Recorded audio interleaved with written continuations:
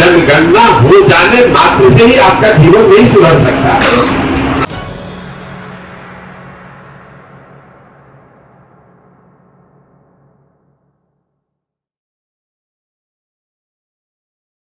और कुछ पत्रकारों की चिंता है। मैंने पहले दिन से कहा है कि किसी भी तरीके की जनगणना या सर्वे जो सरकार करती है, कराती है, अगर उससे समाज के विषय में, उनकी परिस्थितियों के बारे में सरकार के पास बेहतर जानकारी पहुंचती है तो इसमें नुकसान क्या है, उसको किया जाना चाहिए। लेकिन जनगणना हो जाने मात्र से ही आपका जीवन नहीं सुधर सकता। भाई, दलितों की जनगणना हो रही है स्वतंत्रता के बाद से। हम सबको मालूम है कि दलितों की स्थिति, सामाजिक आर्थिक स्थिति क्या है दलित समाज के भाइयों की। तो जनगणना होने से क्या अनुसूचित जाति जनजाति समाज के लोगों की स्थिति सुधर गई? बिहार की जनगणना अलग अलग वर्गों की होगी, उसकी परिस्थिति के बारे में आपको जानकारी होगी, ये ठीक बात है। लेकिन बिहार आज देश में सबसे गरीब राज्य है, इसकी जनगणना तो हुई पड़ी है। ये आर्थिक सर्वेक्षण तो है कि आपका प्रति व्यक्ति आय 35,000 रुपए है, देश में प्रति व्यक्ति आय 1,45,000 है।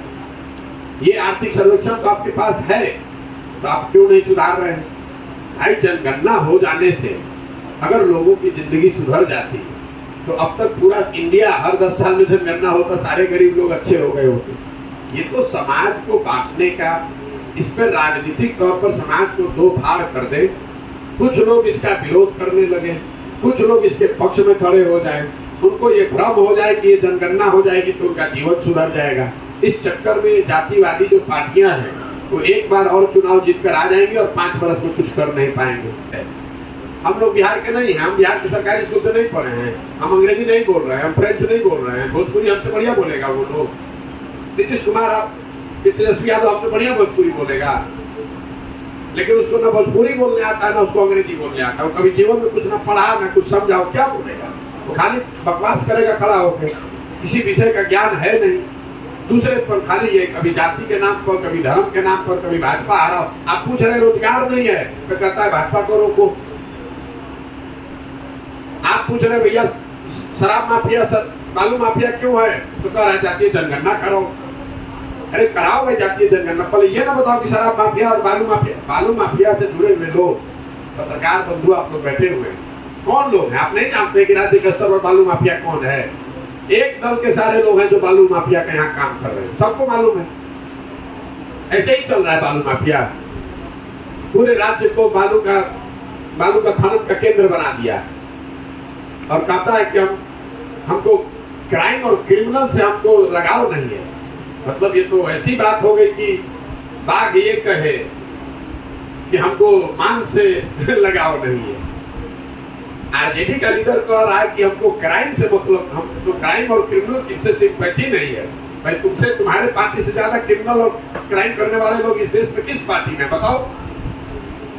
इस देश में किस पार्टी में आरजेडी से ज्यादा क्राइम और क्राइम से जुड़े हुए लोग जितने आरजेडी में हैं, आप बताइए ना किस पार्टी में इतने लोग हैं? हम तो आपको कैमरे पर 11 में जातीय जनगणना हुआ पड़ा है पूरे देश में, उस आंकड़े को रिलीज किया जाना चाहिए। उसमें कुछ कमी बेसी है तो उस पर चर्चा होनी चाहिए।